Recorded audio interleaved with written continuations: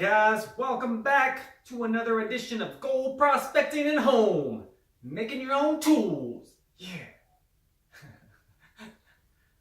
Alright guys, today we are going to make some dowsing rods. I've never used a dowsing rod, but I have seen a video of someone who did.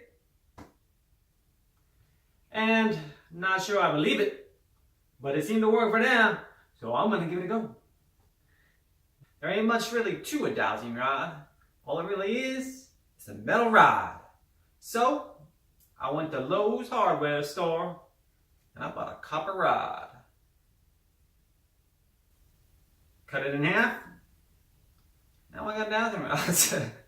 They're not quite done yet though. And I actually got this on the clearance rack because I didn't know this was going to work. And it was 66 cents for this. Can't go wrong, even if I don't. I still got copper. And that's like, what, $3 a pound? So, now that I got my two rods, I think all you gotta do is bend the handle, which I will show you here in one moment. I'll be back. Alright. Now, I bent these rods. That's basically all you gotta do. You can use coat hangers, I've seen.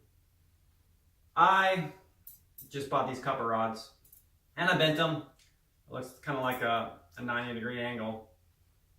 And I guess you're just supposed to, I don't know, I'm gonna have to practice with these things because I don't really know how to use them. And I don't even know what they work. But from what I saw, is there's usually, if it crosses like that, that means yes. If it goes this way, that means no, or whatever.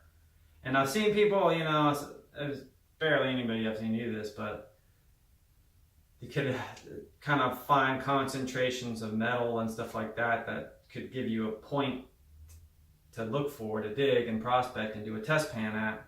So I might give it a go next time I go and see if they're actually worth anything. Maybe I will do a follow-up video and tell you if it's worthless, tell you if it actually led me to anything.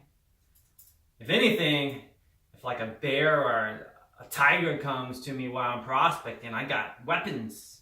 I got these copper rods. Like,